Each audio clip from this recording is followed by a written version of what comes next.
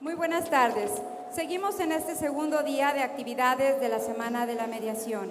Antes de continuar con nuestro programa preestablecido, es importante hacer mención que el día de hoy por la mañana han concluido satisfactoriamente los primeros talleres programados dentro de este evento, por lo que haremos entrega de los reconocimientos a quienes atinadamente han dirigido los mismos. Siendo así, pido al maestro Rubén Cardosa Moirón, director del Centro Estatal de Métodos Alternos para la Solución de Conflictos, haga entrega del reconocimiento a la doctora Silvia Sayart López, quien estuviera a cargo del taller de técnicas especializadas del mediador.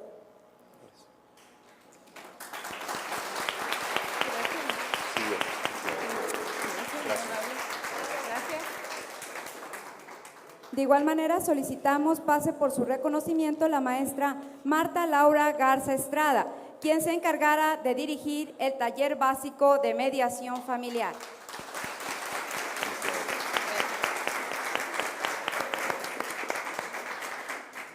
Muy bien.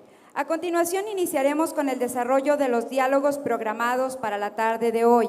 En primer término, se disertará sobre el tema retos de la mediación familiar. Participan en él la doctora Silvia Sayart López, la doctoranda Alicia Ibarra Tamés y la licenciada Alicia Leal Puerta, participando como moderador el maestro Rubén Cardosa Moirón. Primeramente, daré una breve semblanza curricular de nuestros participantes. La doctora Silvia Sayart López es graduada en enfermería. Se ha especializado en psicoterapia familiar y en estudios sobre mediación familiar y resolución de conflictos. Cuenta con una maestría en mediación y resolución de conflictos en el ámbito de la salud por la Universidad de Barcelona. Ha sido docente de los cursos de especialidad de enfermería y administradora de hospital, así como directora de la Escuela de Enfermería y jefe delegacional de enseñanza y capacitación. Fue directora operativa del Consejo Estatal de Población, fundadora y coordinadora operativa de la Unidad de Mediación Familiar y Comunitaria de la Universidad de Sonora, docente y conferencista nacional e internacional de la Universidad de Sonora y del Instituto de Mediación de México, instructora del Diplomado de Formación de Mediadores en el ámbito nacional en 18 estados de la República Mexicana y del Instituto Superior de Seguridad Pública. Es psicoterapeuta del Albergue Municipal de Violencia Intrafamiliar. Ha participado como ponente en el Encuentro de Mediadores en La Plata, Argentina, como tallerista en el programa del Encuentro de Iniciativas Sanitarias del Área de Salud Sexual y Reproductiva de la Facultad de Medicina de Montevideo, en Uruguay. Conferenciante en 4 foros nacionales de justicia alternativa de presidentes de Supremo Tribunal de Justicia en México y conferenciante y tallerista en los 7 congresos nacionales de mediación y en los 3 congresos mundiales de mediación. Ha participado en la elaboración e impartición de los programas académicos en la formación de mediadores familiares y comunitarios en el programa de formación de mediadores del Instituto de Mediación de México y la Universidad de Sonora. Ha publicado varios artículos de mediación familiar en los congresos de mediación. Ha sido coautora de libros y coautora del libro Una visión tridimensional, mediación, supervisión y contención. Paso también a dar los datos curriculares de nuestra invitada, la doctoranda Alicia Ibarra Tamés. Ella es licenciada en Derecho y Ciencias Sociales, egresada de la Facultad de Derecho y Criminología de la Universidad Autónoma de Nuevo León. Es máster en Derecho Laboral por la misma institución educativa. Actualmente es doctoranda en Derecho por la misma máxima casa de estudios. Ha participado en diversos cursos de mediación, entre los que destacan el impartido por el Consejo de la Judicatura del Poder Judicial del Estado de Nuevo León, con un total de 26 horas. Está certificada como mediadora por la Texas A&M University. Es juez desde el año de 1998, iniciando como tal en el Juzgado 12º en materia civil en este Poder Judicial del Estado de Nuevo León. En el año 2002 fue nombrada juez 10º de lo familiar y en el año 2009 fue designada juez 12º de juicio oral familiar, cargo que ocupa hasta la fecha. La licenciada Alicia Leal Puerta es fundadora de Alternativas Pacíficas AC, empresa social que desde 1996 brinda servicios de protección y atención multidisciplinaria para mujeres en situación de violencia. A La Paz fue el primer centro de refugio con estas características en el país. También convocó a la fundación de la Red Nacional de Refugios para Mujeres, conformada por 65 refugios. Es regiomontana por nacimiento, pedagoga por profesión, feminista por convicción y empresaria social que busca mejorar las políticas públicas y los programas sociales para garantizar la equidad y el acceso a la justicia para las mujeres en México. Es Senior Fellow de la Fundación ASCO y ha recibido reconocimientos y premios por su labor como activista y empresaria social, tanto a nivel nacional como internacional, de la Fundación Women's Change Makers. Ha impulsado desde el año 1999 los centros de justicia para las mujeres como un modelo de cooperación entre las agencias públicas y las agencias privadas que atienden la violencia contra las mujeres. A La Paz ha atendido a más de 33,000 mujeres, niños y niñas y adolescentes tanto de Nuevo León como de otros estados de la República Mexicana y algunas mujeres extranjeras. El maestro Rubén Cardosa Moirón es licenciado en Derecho por el Instituto Tecnológico y de Estudios Superiores de Monterrey. Cuenta con maestría en Derecho Público por la División de Posgrado de la Facultad de Derecho y Criminología de la Universidad Autónoma de Nuevo León. También cuenta con una maestría en Administración y Política Pública en la Escuela de Graduados en Administración Pública del Instituto Tecnológico y de Estudios Superiores de Monterrey. Tiene diplomado en Desarrollo de Habilidades Docentes por la Universidad Internacional de La Paz, en La Paz, Baja California. También un diplomado en Mediación y en Formación de Mediadores por el Instituto de Mediación de México SC de Hermosillo, Sonora, y por el Proyecto para la Mediación en México, ABA-USAID. En el área profesional se ha desempeñado en diferentes cargos, entre los que destacan ser asesor en unidades jurídicas de dependencias públicas en el estado de Nuevo León, tanto en el Instituto Federal Electoral, en Sedesol y en el Ayuntamiento de Guadalupe. También ha sido funcionario judicial en el Honorable Tribunal Superior de Justicia de Baja California Sur. Fue director fundador del Centro de Mediación del Poder Judicial del Estado de Baja California Sur desde el año 2000 hasta enero de 2005. Desde marzo de 2005 ocupa el cargo de director del Centro Estatal de Métodos Alternos para la Solución de Conflictos del Estado de Nuevo León. Es miembro fundador de la Asociación Nacional para la Resolución de Conflictos, AC, y de la Comisión Nacional de Centros de Justicia Alternativa en sede judicial, de la cual es secretario general. En el área académica ha sido profesor por asignatura de la Universidad Internacional de La Paz, de la Universidad Autónoma de Baja California Sur y de la Universidad Autónoma de Nuevo León. Ya ha participado en diversos foros nacionales e internacionales, tanto como ponente como instructor en materia de mediación, derechos humanos y seguridad pública. Es docente certificado para la CETEC, dependencia de la Secretaría de Gobernación, para la implementación de la reforma penal. Dejo a ustedes a nuestros participantes con el primer diálogo de esta tarde. Gracias. Muy bien, muchas gracias, maestra María Antonieta Leija. Es un verdadero honor para mí el estar conviviendo y compartir este panel y este diálogo con ustedes, con tan grandes personas y mujeres tan distinguidas y tan trabajadoras que han hecho mucho por su comunidad. Muchas gracias por aceptar participar. Voy a explicarles brevemente la metodología que vamos a seguir. Es muy simple y primero que nada quiero agradecer a todos por su participación y su presencia en esta sala, en este segundo día de trabajos y de conferencias de la Semana de la Mediación. Y bueno, lo que vamos a hacer es, vamos a dialogar, vamos a conversar entre nosotros. Voy a hacer yo algunas preguntas dirigidas a nuestras panelistas o dialogantes, si lo queremos llamar así, y ellas van a contestarlas.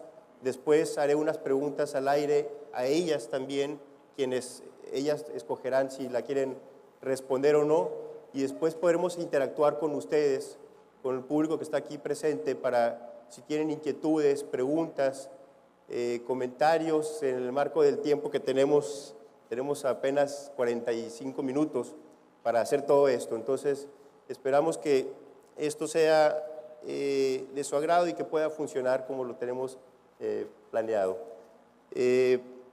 Quisiera empezar por mi derecha preguntándole a la licenciada Alicia Ibarra,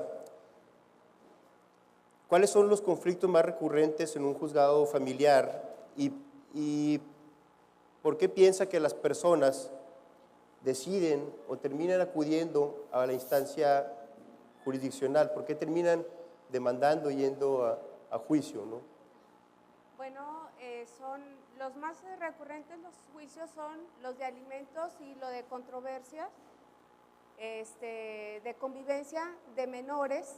Estos son los asuntos donde nosotros vemos más conflicto con las parejas, y cuando recurren con nosotros definitivamente es porque no hay comunicación entre las partes o la comunicación no es la adecuada. Normalmente las situaciones económicas van agravando la situación en la familia. Luego el señor, tenemos muchos casos, o la mayor parte en el caso de los alimentos, resulta que el señor se fue con una tercera persona y dejó a la señora con la responsabilidad de los hijos, y entonces eso es lo que de alguna manera a nosotros nos angustia mucho, porque ella tiene que trabajar, tiene que cuidar a sus hijos, normalmente no tienen la preparación y se van como trabajadoras domésticas, y el ir a los juzgados también a ellas les quita el sueldo con la que van a alimentar a sus hijos. Entonces, sí es muy importante cuando nosotros les ofrecemos de ir a métodos alternos dentro del proceso, pero normalmente van con nosotros por esa necesidad, porque la pareja no los escucha. O sea, hay un componente económico importante. Así es. Y poca comunicación o comunicación que se ha vuelto difícil. Así es. El señor se va con otra y luego la señora ya no le permite que conviva con los hijos, y entonces esto ya se hizo todavía más grande. Bien. Doctora Silvia, sobre el conflicto de familia, ¿cómo surge este conflicto? ¿Cuál es el contexto del conflicto familiar? ¿Cómo es que aparece y se convierte en tal, en un conflicto, en un entorno en donde supondríamos que debía haber armonía y cooperación y convivencia pacífica, y que vuelve, en un momento dado se torna difícil, se torna una relación de oposición y conflictiva? ¿Cómo surge esto y cuál es el contexto en general?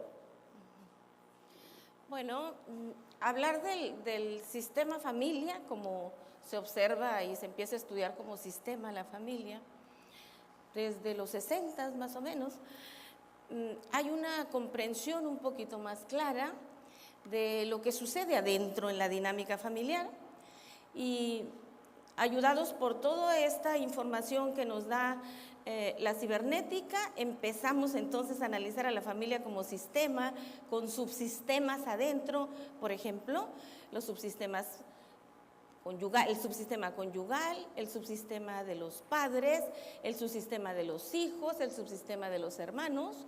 Y entonces cuando vemos desde allá la familia, pensamos que esto es mucho más claro, identificar el conflicto. Es decir, si es un sistema con subsistemas, se mueve, se transforma, cambia, y cada vez que cambia y cada vez que la familia pasa de un ciclo al otro, se desequilibra. Entra en equilibrio y se transforma, entra en equilibrio y se transforma. Estoy hablando del desarrollo del sistema familiar. Y cada vez que nos movemos como familia, entramos en una crisis. Y de repente en cada subsistema empieza a haber diferencias, ¿no?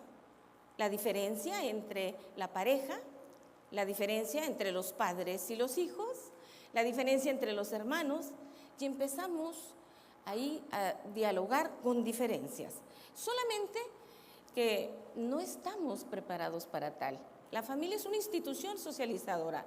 ¿Estarán de acuerdo conmigo que la familia es la primera institución socializadora? Y realmente no cumple con la función, porque hay actitudes de sometimiento, de agresión, diálogos de abuso, ¿verdad? No estamos respetando realmente los padres, los derechos superiores de los niños, y de repente nos encontramos con metas distintas y peleamos por ello, ¿no? O peleamos entre hermanos por cuidar, ¿quién va a cuidar a los papás? ¿Quién va a cuidar a los papás que ya están grandes? ¿A casa de qué hijo se va a ir papá o se va a ir mamá si se enfermó? Y ahí empezamos con las diferencias. Entre hermanos, o colaboramos o competimos. Entre padres e hijos, manejamos la autoridad o la negociación. Padre que no negocia con los hijos, pierde autoridad, ¿verdad? Entonces, así empieza, ¿no?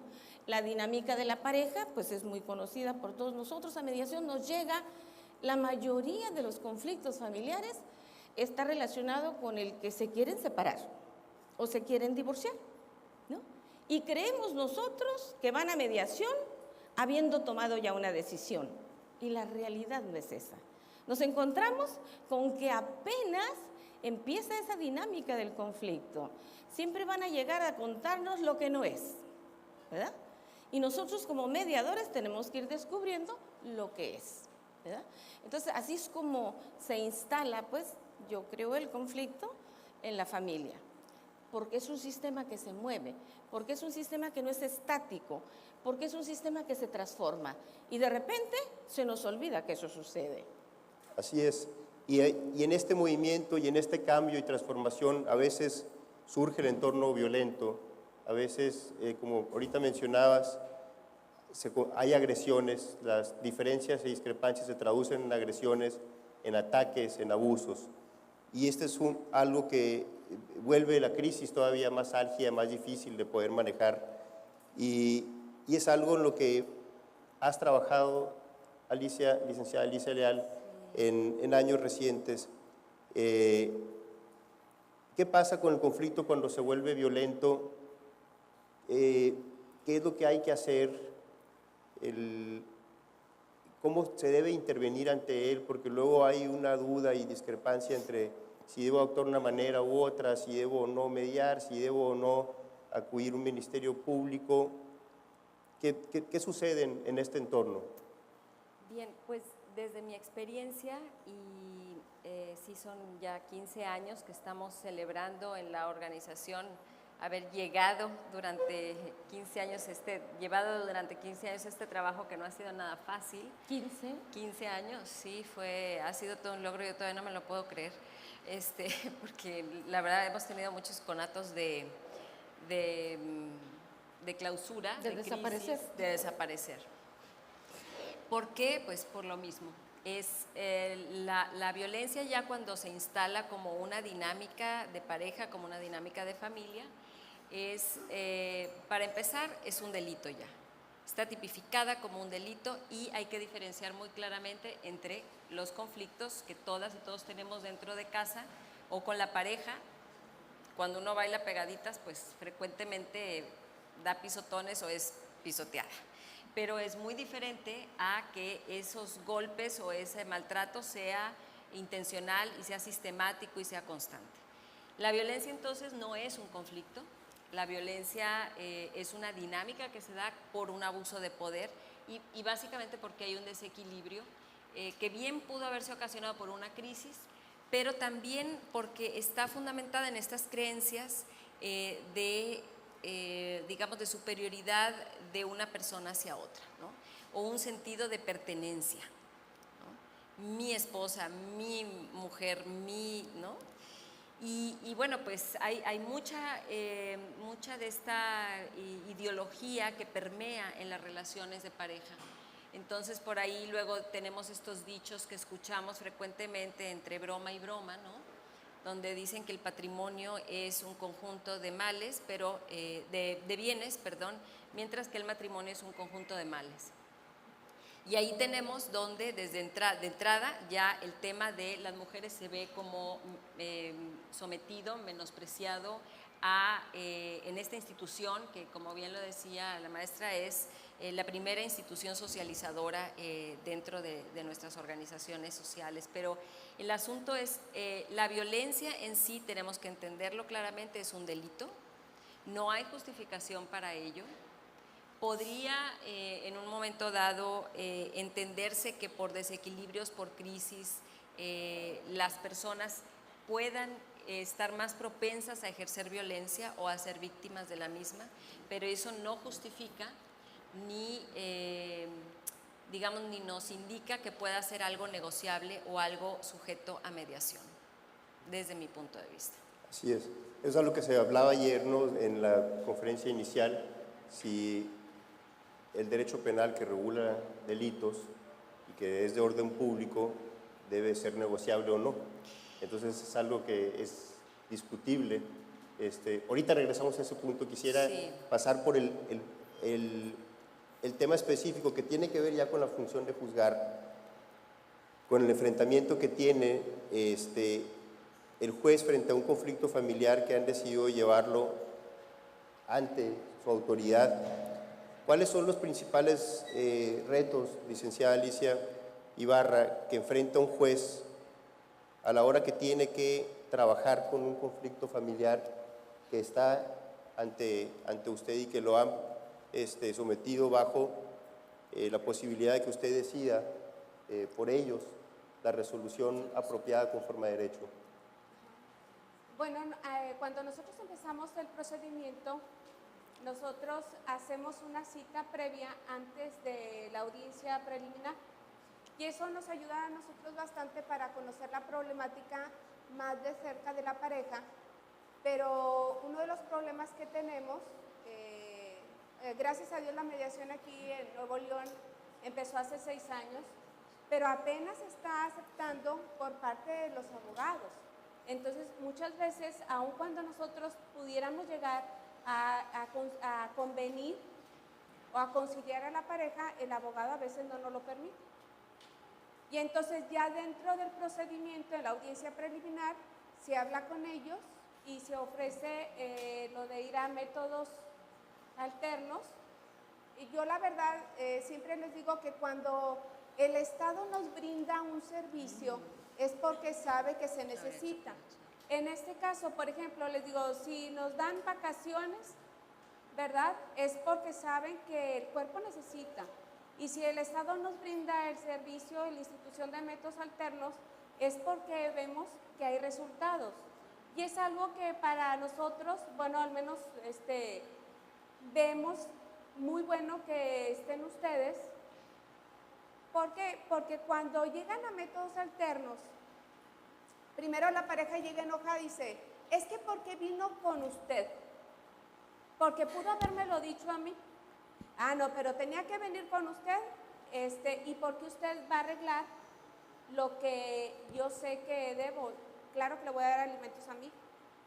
Pero cuando se van a métodos, ellos sienten que no es una autoridad, que ellos mismos lo arreglaron y fue una persona muy ajena a la autoridad. Entonces, eso es muy bueno porque logran ellos hacer un convenio sensibilizado realmente a las circunstancias de ellos y el mediador no lo están viendo como la autoridad. De hecho, con ustedes tienen más confianza y tratan aspectos que con nosotros no los van a tratar, ¿verdad?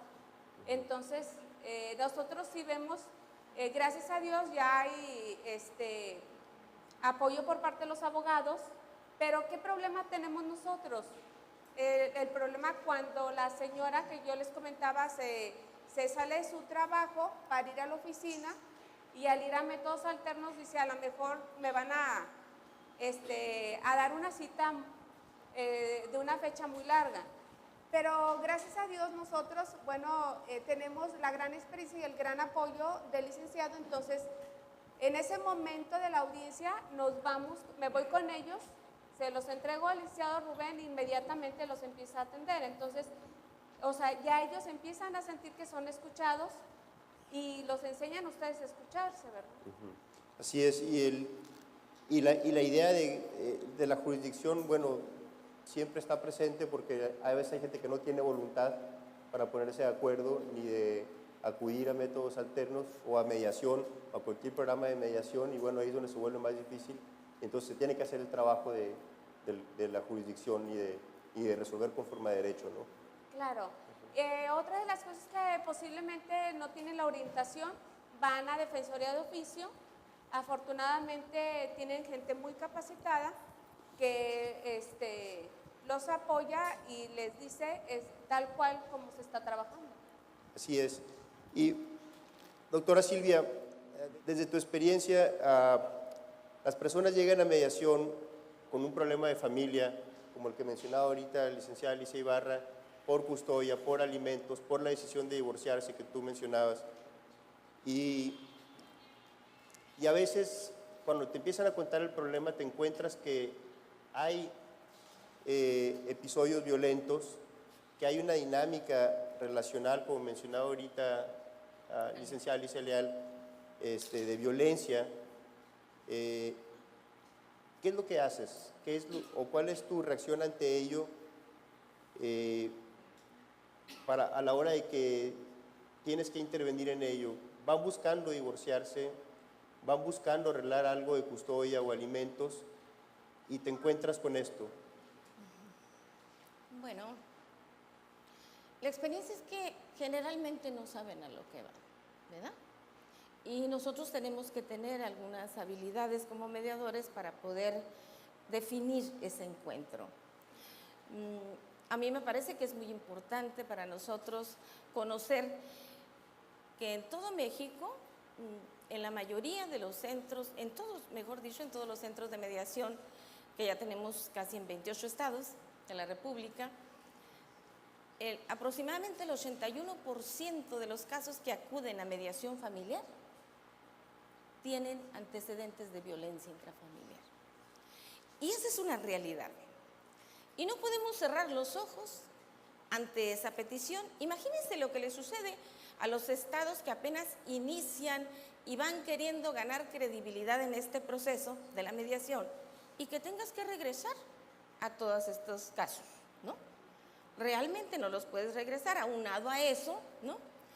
Resulta que tú te enteras de que el proceso que estamos trabajando en esa dinámica de interacción que tienen las familias, te enteras a la mitad del proceso que es un caso de violencia. Porque como vas explorando realmente en qué consiste, ¿no?, el conflicto, ya están adentro cuando tú te enteras que es un caso de violencia. Esa es una realidad. Y entonces nosotros nos encontramos con eso hace aproximadamente 6 años en que discutimos, hubo unos talleres muy intensos en relación a qué hacer, qué vamos a hacer ahora los mediadores si nos encontramos con esta realidad. En el Congreso Mundial de Chile hubo un taller muy interesante en donde participaron 12 países con pura gente experta en violencia intrafamiliar y experta en mediación. Y se elabora un modelo que más o menos es el que rige ahorita dentro de la mediación, en donde nosotros cuidamos sobre todo los daños a terceros, los derechos de los niños, ¿no?, los derechos de la mujer y los derechos también del hombre. Este modelo de atención de mediación en violencia intrafamiliar ha sido todavía modificado año con año y año con año se va perfeccionando, y la realidad es que nosotros los mediadores tenemos que tener la experiencia y el conocimiento y la formación en el tema de violencia intrafamiliar, así como en el de alcoholismo, ¿no? Claro, ahí está el punto. Solo mediarás si tienes la experiencia como mediadora en el área familiar, un caso de esos, y también si tienes la experiencia en violencia intrafamiliar. Si no, no te arriesgues, ¿no?, porque las cosas van a acabar mal, seguramente. A mí me parece que tenemos que tener esa formación, pero con disciplina. Y de veras cumplir esto, porque nosotros algo tenemos que hacer. Porque la demanda es muy grande y no podemos estar diciendo, realmente la ley lo prohíbe, ¿no? La ley de acceso a la violencia prohíbe Sí. la mediación y la conciliación en casos de violencia intrafamiliar. Pero también la ley dice, ¿no?, que todo acto de sometimiento es violencia. Y díganme si no hay un acto de sometimiento en cada conflicto, ¿sí? Siempre hay uno que está arriba y otro que está abajo. Pero hay grados de sometimiento, ¿verdad? Y cuando hay grados de sometimiento, entra nuestro juicio. Yo creo que es muy importante tener la información para poder actuar sobre esto. A mí me parece que cada vez vamos aprendiendo un poco más sobre cómo enfrentar este tipo de conflictos. Yo en la mañana en el taller veía una técnica en donde de inicio, cuando llega una pareja anunciando que trae un conflicto de violencia y que ellos se han dado cuenta y que son conscientes de que esto está sucediendo, hacemos un ejercicio de programación neurolingüística en donde ayudamos a que por lo menos en ese momento salgan del rol de víctima y de victimaria y tengan claro si quieren y pueden mediar el conflicto que generó la violencia. ¿Me explico? El conflicto que ha generado la violencia. Y entonces vamos nosotros poniendo algunas condiciones. Por ejemplo, si nosotros vemos que es un caso mediable, vamos poniendo condiciones como que no pueden estar viviendo bajo el mismo techo. Y entonces hacemos preguntas relacionadas si ella tiene temor, principalmente ella, si tiene temor de que si su esposo es invitado a una mediación o en esa misma entrevista en donde están los dos, ¿corre riesgos? Y entonces empezamos a evaluar el riesgo. Tenemos 3 niveles de riesgo antes de entrar a una mediación. Si está en el tercer nivel de riesgo, el caso no es mediable. Si está en el primer y en el segundo nivel, la posibilidad es muy grande. Hay un juez argentino, Eduardo Cárdenas, que nos ha hecho una clasificación y que nos ha ayudado mucho, y dice él, hay casos con violencia y casos de violencia. Los casos con violencia, dice, son aquellos en donde esporádicamente ocurre un acto violento, pero que no tiene historia y que no se repitió. Es un caso 100% mediable, pero si es un caso de violencia, es un caso en donde entramos en un círculo vicioso y entonces estamos respondiendo, ¿no? Te pego, me arrepiento, te pido perdón, me perdonas, vamos de luna de miel, vuelve a subir la tensión, te pongo morado el otro ojo, ¿no? Y entonces te pido perdón, me perdonas, y entonces estamos atrapados en un círculo vicioso, ¿no? Cuando es un caso de violencia, si tú no eres experta en mediación familiar y si tú mediador o mediadora no son expertos en violencia intrafamiliar, es un caso al que no le deben de entrar. Tenemos que manejar con mucho cuidado esto. Realmente lo encontramos adentro, ya está. Los casos de violencia intrafamiliar están adentro de nuestros centros de mediación, haciendo cola, solicitando una atención. Esa es una realidad con la que nosotros nos encontramos. Así es algo que ocurre cotidianamente. E incluso, y me puedes cortar porque luego me suelto dando no, por favor. Pero a veces incluso ni siquiera podemos advertirlo, ¿no? Entonces, por eso es muy importante que el mediador pueda detectar indicios, señales de posible violencia dentro de esa relación para poder saber intervenir, porque muchas veces, como dices, está encubierta y la mujer, por temor precisamente, por el sometimiento que ejerce el poder de la violencia sobre ella, no se anima a decirlo. Y por la misma, ¿cómo diremos? La misma dinámica de violencia va favoreciendo a que algunos mecanismos de defensa de las mujeres estén activados. Entonces la misma mujer va a decir que el señor es encantador, que en realidad es muy buena persona, que en realidad le pega a veces, pero que no siempre, y empiezan a defenderlo muchísimo, ¿no? Nada más justificarlo. Lo empiezan a justificar, lo empiezan a defender, y si tú tratas de ir más allá, nosotros lo vemos frecuentemente, y no es que las mujeres, básicamente ahí, digamos que la experiencia es diferente, porque las mujeres cuando llegan a nuestros centros, lo que pasa es que tienen claro qué es lo que ya no quieren vivir. No saben cómo salir del atolladero, pero tienen claro qué es lo que ya no quieren. A veces llegan, dependiendo de la relación, llegan y quieren, por ejemplo, que alguien meta en cintura al marido. A ustedes les ha de pasar también, llegan con la policía, llegan con el psicólogo, la psicóloga, el juez, la jueza, para decirle, pues dale un atorón para que se comporte y ya deje de andar por, ¿no? En algunos casos, pero en algunos otros, la realidad es que tienen muy claro las mujeres qué es lo que no quieren.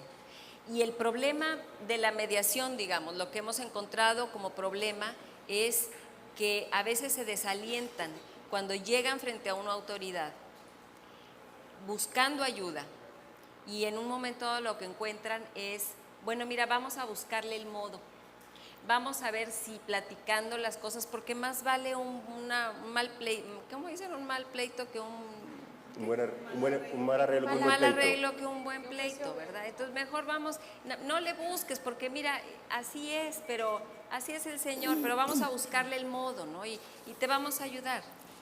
De alguna manera se confunde, y aquí coincido con usted, maestra, en cuanto a la experiencia y la formación, la capacitación de las personas que están al frente atendiendo víctimas de violencia familiar y sexual, porque a veces se confunde la mediación con la conciliación y terminamos poniendo la seguridad de las víctimas en manos, en la palabra de los agresores, y esto, señoras y señores, ha costado ya y sigue costando ya muchas vidas. Eso es lo que no podemos permitir. Entonces, precisamente por eso se impulsó dentro de la legislación que hoy por hoy, entre que nos capacitamos o no, y entre que entendemos que esta cuestión del machismo, de la misoginia que traemos todos y todas introyectada, porque aún las mujeres podemos haber crecido en una cultura misógina donde se menosprecia lo femenino, donde se menosprecia la dignidad de las mujeres. Entonces, mientras son peras o son manzanas, la realidad de las cosas es que tenemos que salvar vidas, tenemos que prevenir que las mujeres sean asesinadas o seriamente lesionadas, porque de lo contrario el Estado mismo estaría generando más víctimas. Y esto es correcto, ¿no? A mí me ha tocado ver algunas instituciones donde llega una señora y va a pedir el servicio y dice, ¿y usted trabaja o está en su casa? Como si el trabajo de casa no fuera uno, ¿no? Claro. Ya desde ahí empieza una como clasificación o desprecio a lo que hace la mujer y lo que vale, ¿no? Exactamente. Por sí mismo. Entonces, esto habla de que a lo mejor podríamos pensar en regular, en legislar, en establecer criterios o lineamientos para mediación familiar. ¿Quién quisiera hablar sobre esto? Pues yo considero que depende mucho del caso, ¿verdad? Cada caso es diferente, inclusive si habláramos nosotros de un divorcio voluntario, todos los vamos a tratar muy diferente, ni una pareja va a ser igual. Entonces, si se pudiera hablar de establecer una regla, una medida, un lineamiento, yo soy de la idea que fuera a través de primero un procedimiento judicial, porque mucha gente utiliza la mediación únicamente para dar largas.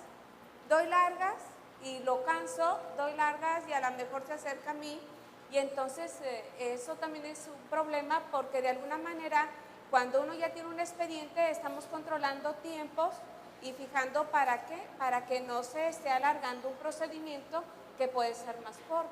Así es, entonces, sí. Perdón, en nuestra experiencia también lo que vemos es que el problema, digamos, la deficiencia inicial está desde el Ministerio Público, porque ya desde el Ministerio Público, en muchas ocasiones, no digo que en todas, pero es muy frecuente para nosotras encontrar casos en donde la mujer llega a denunciar golpeada por enésima vez y le ponen a firmar, le conminan la invitan a firmar un convenio de conciliación donde el señor se compromete a no volverla a golpear.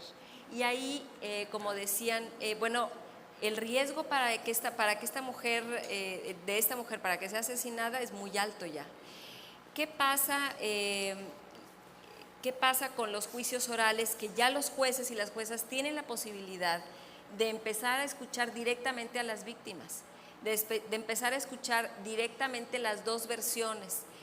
Y a mí me parece que ahí es fácil, en cierta medida, darte cuenta de quién está manipulando la situación, quién lleva una ventaja, incluso puede ser psicológica, emocional, la cuestión económica, cómo incide en esto, ¿no?, de la pareja. Y es que el tema de la violencia, insisto, tenemos que entenderlo, no es un conflicto, es un delito y genera víctimas. La violencia puede llegar al homicidio, puede llegar a la muerte. El INEGI dice que más o menos alrededor de 5 mujeres son asesinadas cada día en este país. Y todos esos homicidios de mujeres, esos feminicidios, son prevenibles. Ya sabían quién era el agresor, ya sabían quién la estaba amenazando de muerte, ya sabíamos que a Maricela Escobedo la iban a matar, ya sabíamos. Y la dejaron sola, la dejaron sola. Entonces, esta es la parte donde a mí me parece que tenemos que ser muy claros y muy conscientes. Yo creo que el tema de la violencia familiar no debería necesariamente de entrar por el sistema de justicia. Creo que el sistema de justicia está tan saturado y por otro lado creo que todavía faltan estos criterios claros sobre qué hacer y cómo hacerlo. Por ejemplo, la violencia psicológica. Le mandan a hacer a la víctima pruebas psicológicas y psiquiátricas y si el agresor no quiere no lo pueden obligar, a menos que entonces hay una serie de problemáticas que van haciendo que la víctima se sienta todavía más maltratada dentro del sistema de justicia. Lo que hemos estado promoviendo desde los organismos civiles que atendemos a las víctimas es precisamente estos centros de justicia multidisciplinarios y multiagenciales, donde podamos estar personas con diferentes capacidades, herramientas, habilidades, especialidades, y que desde ahí sean atendidas, que las mujeres mismas decidan por dónde, por qué puerta quieres entrar. ¿Quieres entrar por la puerta de la policía? Aquí está la policía. ¿Quieres que una patrulla te acompañe a rescatar a tus hijos? Te acompaña la policía.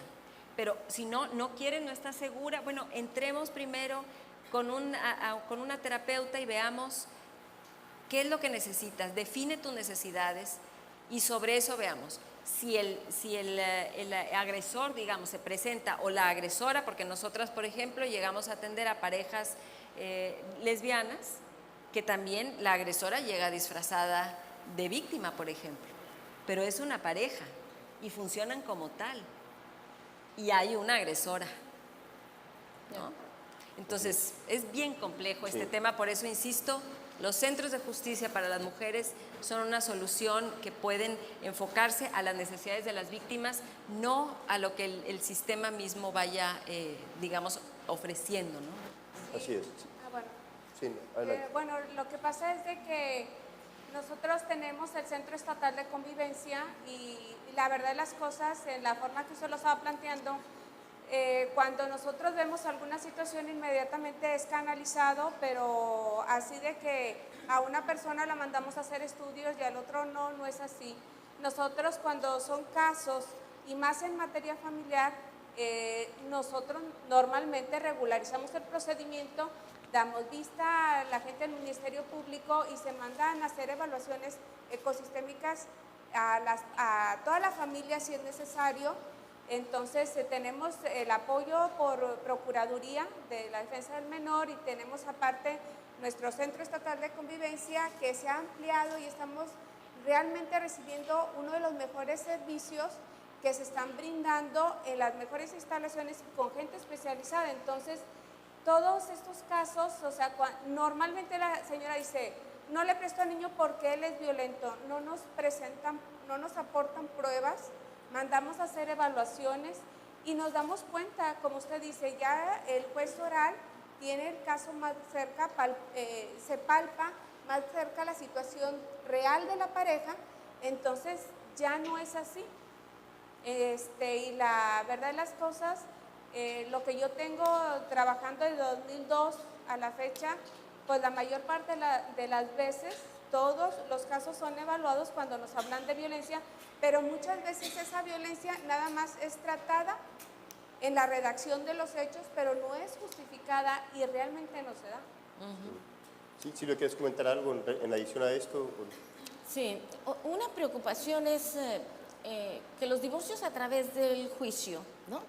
Ustedes no me dejarán mentir que estamos divorciando a los padres también. No solamente estamos divorciando a los esposos, estamos divorciando a los padres. Y eso es un deterioro en las relaciones familiares muy importante que nos está llevando también a generar, ¿no?, situaciones de violencia muy fuertes, porque los papás terminan como enemigos. Una pareja cuando tiene hijos ha perpetuado la relación para siempre, para toda la vida, ¿verdad? Y resulta que cuando a través de un juicio, un divorcio mal llevado, también divorciamos a los padres. Y eso se convierte en tragedia para la familia. A mí me parece que en una situación de violencia intrafamiliar, por ejemplo, en donde está establecido el círculo de la violencia, ¿no? Donde está la pareja atrapada en un círculo de violencia, yo creo que lo más conveniente es que esa pareja se separe. Eso está claro para todos los que manejamos la violencia, ¿no? Imagínense qué oportunidad que a través de la mediación se pudiera dar esa separación. Porque entonces vamos a cuidar que como padres queden en otro tipo de relación. Relación en la cual sigan siendo padres y puedan seguirse comunicando para poder atender las necesidades de los hijos. Y también para que los hijos tengan el derecho de poder ver a su padre o a su madre, ¿no?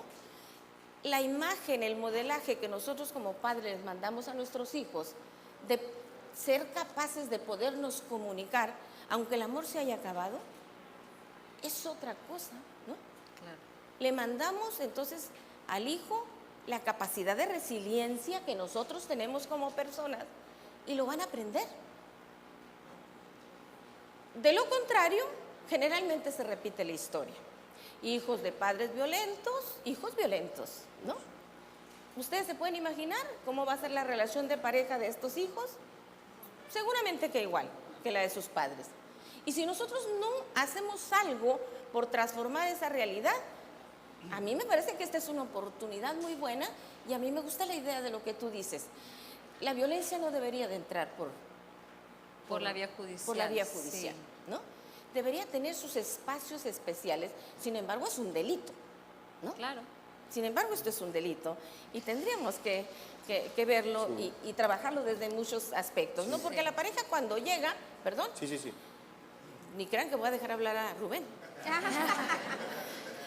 La pareja cuando llega en la pausa complementaria.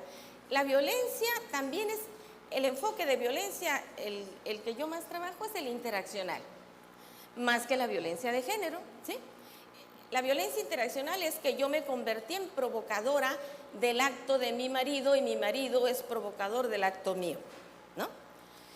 Cuando esto sucede y hay una relación complementaria, uno está arriba y el otro está abajo, y luego de repente cambiamos, ¿no? El que estaba arriba ahora está abajo y el que está abajo ahora está arriba. Y me refiero a la relación. Y cuando eso sucede y que acuden con nosotros, es que han entrado en una pausa complementaria. Es decir, ahí es cuando vienen y nos cuentan y nos dicen, es la última vez que le voy a pegar, por favor, ¿no? Y ella le Quíteme la quiere denuncia. creer. Esa es Ella la le pausa quiere creer complementaria. también. Claro, y ella le quiere creer. Y le quiere creer porque necesita creerle. Y porque son ¿no? patrones culturales Así que es. vamos favoreciendo a través de muchas cuestiones educativas, religiosas. ¿No, Edu? Así Es un círculo vicioso, pero es estructural. Exacto. Y tenemos cierto acuerdo, creo. Ahora yo soy el sometido por las mujeres ahora. Creo que hay cierto acuerdo en lo que hemos estado platicando ahorita, en el sentido de que es preciso el entrenamiento especializado para que, si un mediador conoce esto, pueda detectar que hay violencia, que no solo esté entrenado en mediación familiar, sino en violencia también, que conozca lo que la violencia es y no es. Estamos de acuerdo, creo, como ahorita comentaba la jueza Alicia Ibarra y como comentabas, Alicia Leal, de que es necesaria esta versión interdisciplinaria o holística o amplia, completa, que pueda haber no solo el aspecto judicial y el aspecto de mediación, sino el de psicológico, el relacional y muchas cosas que pueden surgir y poder Porque hay entender. muchos tipos de violencia que son difíciles de probar, sobre todo en materia de los juzgadores.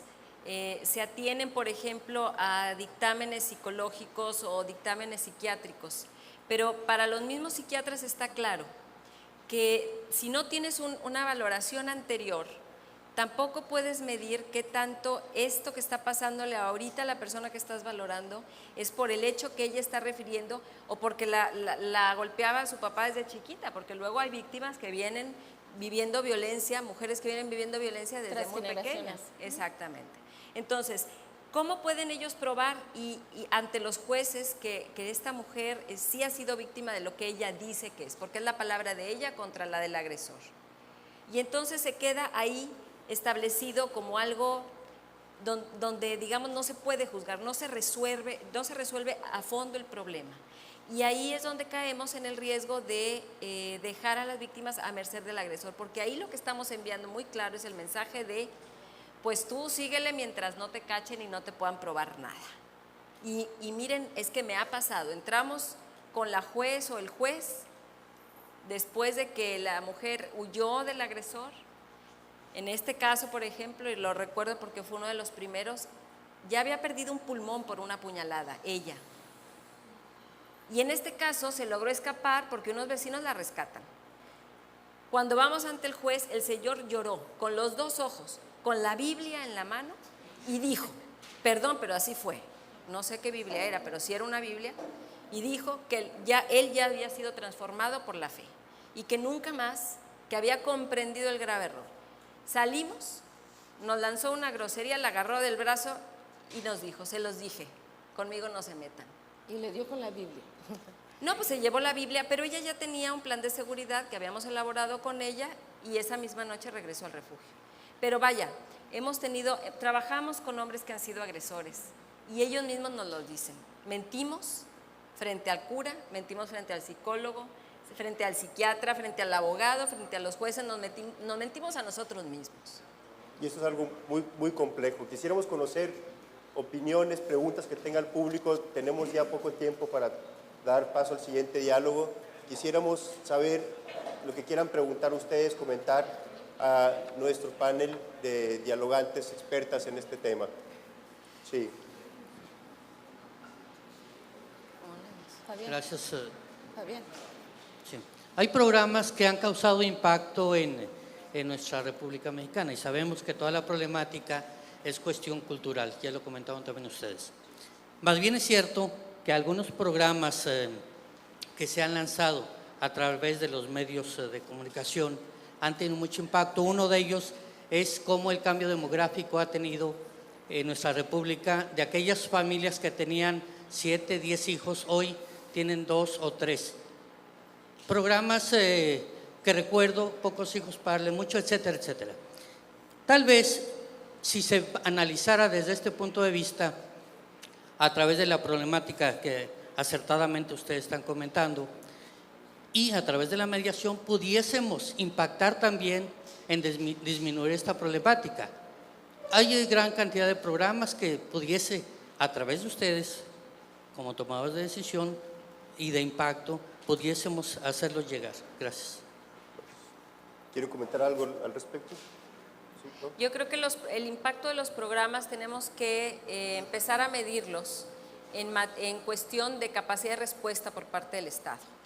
Mientras no tengamos capacidad de respuesta por parte del Estado, primero para evitar que las mujeres sean lesionadas o asesinadas.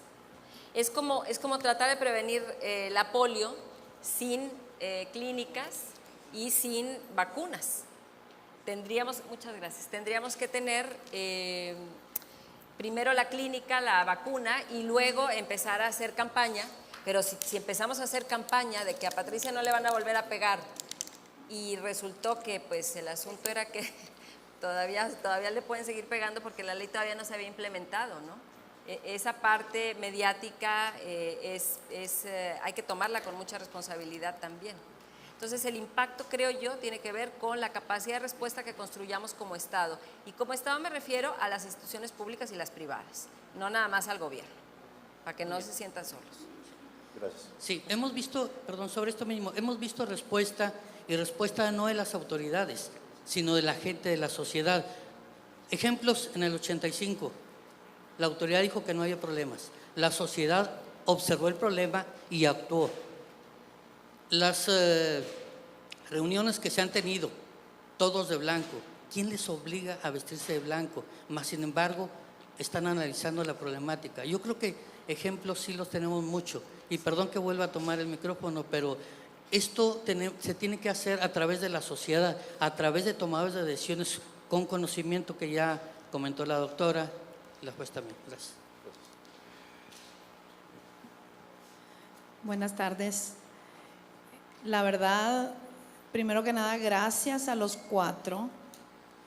Es un sueño hecho realidad ver estas 4 instancias juntas, dialogando y enriqueciéndonos con sus criterios. Licenciada Leal, felicidades.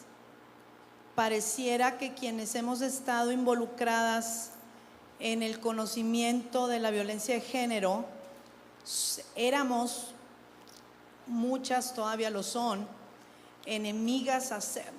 Oíamos mediación y pareciera un monstruo, un espanto, una cosa absolutamente amenazante. Sentíamos mucho repudio por la mediación dentro de los procesos de violencia, particularmente violencia de género. Yo hablaría de la violencia en general. Entonces es muy enriquecedor, gracias por estar aquí, porque tal vez la única instancia a la que usted hizo referencia y que comparto parcialmente la opinión suya en cuanto al Ministerio Público, tal vez tendríamos que tener una quinta silla aquí con alguien de representación del Ministerio Público, porque efectivamente es un primer escalón a donde se dirigen las partes. Creo que es un gran avance que estas 4 instancias estén sentadas dialogando, porque finalmente no debemos perder de vista que lo más importante es ese empoderamiento del que hablamos en los procesos de violencia con las mujeres. Facultamiento lo trabajamos en otros procesos de una manera un poquito más suave, pero también esa capacidad a la que se refería la doctora de tomar decisiones, reconocer la realidad ajena y la realidad propia, y sobre todo el maravilloso compromiso de la autoridad de poder involucrarse en esas dos cosas, es decir, en no violar la ley, pero al mismo tiempo facultar a las partes para arreglar lo arreglable. Exacto. Entonces, perdón, no quiero, complementar nada de lo que se ha dicho.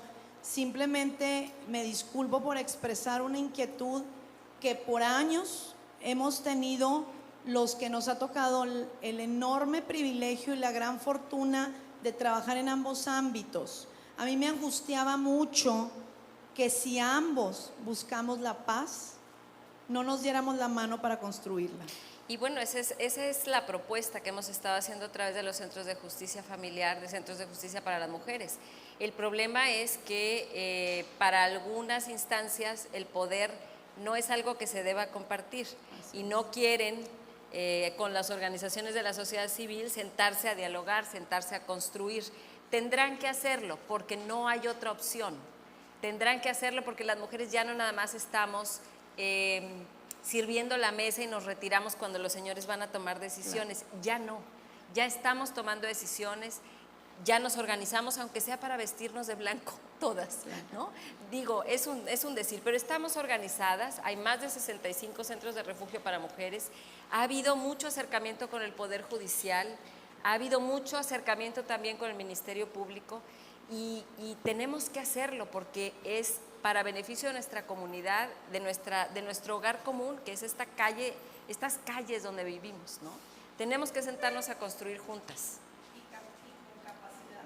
Así es, claro, con experiencia, pero sobre todo entendiendo que las víctimas, las personas que están viviendo violencia, deben ser atendidas por expertas, por especialistas, ¿no? Y sobre todo que tienen todo el derecho a ser protegidas para evitar que sean lesionadas o asesinadas. Sí, tenemos otra pregunta por acá, gracias. ¿No? Felicitarlas y felicitarme. Definitivamente este es un problema que lo llevamos a las mesas cuando se formó la ley de métodos alternos. Nosotros nos opusimos a que solamente se viera a la mediación como el único camino que se debe de seguir. Por eso dijimos métodos alternos, para ver y buscar otras figuras que también permitiesen. Porque si iba a sacar la ley de mediación, y yo fui el primero que me puse, dije, no debe ser nada más ley de mediación. Tiene que buscarse a través de métodos que permitan, cuando vayan al juicio oral, el primer estadio es que les expliquen a las personas lo que son los métodos alternos, no la mediación nada más, porque están cometiendo un error tremendamente mal. El espíritu del legislador es que esta ley, precisamente, y mal a veces le llaman puros centros de mediación, cuando son centros de métodos alternos que puedan permitirle a la sociedad, como acertadamente tú lo dices, construir soluciones a algo que es muy difícil, como es el manejo de la violencia, que ya sabemos que la autoridad misma está facultada, pero no tiene la capacidad para llevar a cabo esas circunstancias, y luego tiene un conflicto de interés, porque participan en la solución cuando ellos no deben de participar en la solución. Claro. Y esto es lo grave de la confusión sobre lo que son los métodos alternos y lo que es la mediación. Porque, por ejemplo, abogado, nosotros tenemos dentro de la oficina, tenemos compañeras que son abogadas, representan legalmente a las agredidas, a las víctimas. Y, espérese, porque tengo una pregunta. Bueno, a lo mejor me la pueden contestar, porque también se puede hacer preguntas, ¿yo puedo también? Sí, por supuesto, sí, muy bien, sí. gracias. Porque el tema aquí es que nosotras, por ejemplo, a través de nuestras abogadas, y si es por necesidad y una, digamos, una solicitud expresa de la usuaria, trabajamos también en cuestiones de negociación. Así.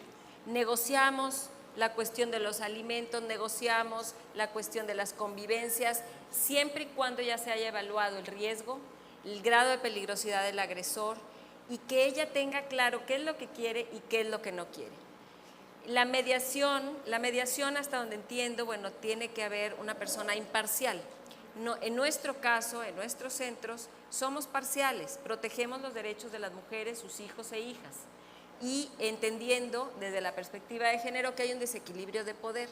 Pero siempre nos ha llamado la atención, y como bien decía la compañera, ha sido como una falta de comunicación, creo yo, porque sí hacemos negociación, por supuesto. Cuando el señor dice, bueno, pues sí, ya esto ya no puede seguir, ya no quiero seguir en esta relación, porque además, pues señor, se va a ir a la cárcel también, se le tiene que avisar al señor que puede llegar a la cárcel, ¿no? Si sigue incurriendo en un delito. O una mujer, por ejemplo, que llega y es frecuente, por ejemplo, en los juzgados, que nos digan el Ministerio Público, es que la señora está mintiendo, lo que quiere es el divorcio y lo que quiere es acusarlo de violencia familiar para que le den más dinero, por ejemplo. Hay también este mito de que las mujeres mentimos sistemáticamente porque no tenemos de otra, ¿no? Es así como parte de nuestra naturaleza femenina. Parecería que así lo consideran, cosa con la que yo obviamente no estoy de acuerdo. Pero creo yo que falta dialogar, falta construir estos protocolos, falta mucho diálogo y falta construir juntas y juntos estas instituciones multiagenciales, ¿no? Así es. En donde estén métodos alternos, pero también donde estén los refugios para mujeres y también donde estén los centros de atención a la familia, de terapia familiar sistémica, y también donde estén las juzgadoras que puedan estar escuchando y viendo los comportamientos del agresor, los comportamientos de la víctima, de los niños, las niñas, ¿no? Hay programas ya fabulosos que no son tan costosos de implementar. Los centros de justicia en otros países se hacen sin necesidad de fondos extras, digamos, por parte de la Federación. Así es, porque se puede trabajar a través de implementación de redes de política como Exactamente. respuesta del Estado, ¿no? Exactamente. Entonces, vamos a un último comentario de Silvia, con eso vamos a cerrar ahorita, tomando en consideración que creo que todos estamos de acuerdo en esto. Se puede trabajar en red, se puede trabajar a través de una implementación de política como respuesta del Estado, como lo mencionaban ahorita, como una respuesta del Estado con los ciudadanos, con las organizaciones de la sociedad civil, con los poderes constituidos, con el Poder Judicial, los juzgadores, buscando llevar adelante algo que pueda beneficiar a todos, tomando en consideración mecanismos alternativos y otras salidas posibles para poder arreglar estos conflictos que nos preocupan a todos como entorno social, ¿no? Silvia, por favor. Yo le quiero comentar en relación a mi experiencia, que a mí me parece que la mediación sigue siendo, yo creo, uno de los métodos alternos más bondadosos, ¿no? Que la mediación, yo creo,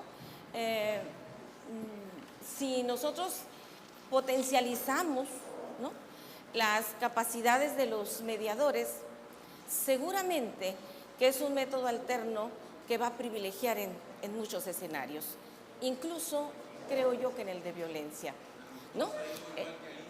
La verdad. Sí. Exacto, es Claro. que depende del grado, y usted lo decía Claro, desde el es que principio, depende del grado. Es muy Y diferente. esa violencia de la que ustedes hablan es una violencia que no es mediable, ¿no? No, porque no es realmente mediable. está instalada una Créame, patología. sí. No, no es mediable, sí, Porque tiene está razón. instalada una patología, pero no es el único tipo de violencia que hay ni es el único grado. Y si nosotros ponemos ese grano de arena, las cosas cambian. ¿Por qué antes no usábamos la conciliación? Antes del artículo 17 constitucional, ¿la conciliación existía, sí o no? ¿Sí? ¿Y por qué no aplicábamos la conciliación? ¿Y cómo es la historia de estas juntas de conciliación y arbitraje? Realmente, ¿no? Realmente no las aplicábamos como Bueno, también le debería de llamaban ser. la amigable composición de las partes, Sí. ¿no? Tenemos que concluir, estoy seguro que tenemos mucho que compartir sobre este tema. Tenemos que dar avance al siguiente diálogo, que va a quedar un tiempo casi igual al nuestro, de 45 minutos igual, que nos tomamos un poquito más. Les agradezco mucho su participación a ustedes, todos y cada una de ustedes, por sus valiosos comentarios. Creo que la conclusión es de que tenemos que trabajar mucho en esto y seguir dialogando. Les agradezco a todos sus comentarios, su participación y su entusiasmo. Gracias.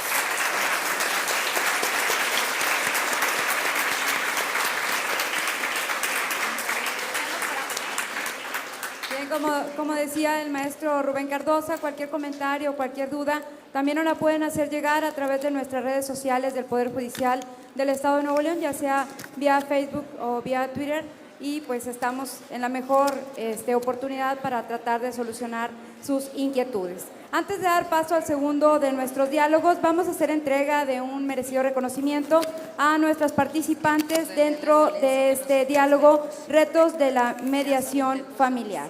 Le pido al maestro Cardosa Moirón que hagamos entrega del reconocimiento para la doctora Silvia Sayart López.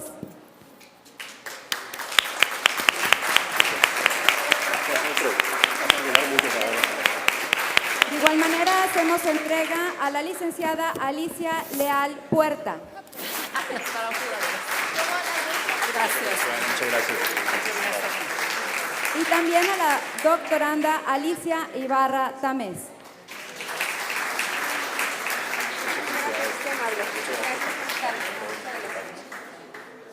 Muchas gracias por su participación y vamos a dar paso al segundo de los diálogos con la temática difusión de la cultura de la mediación.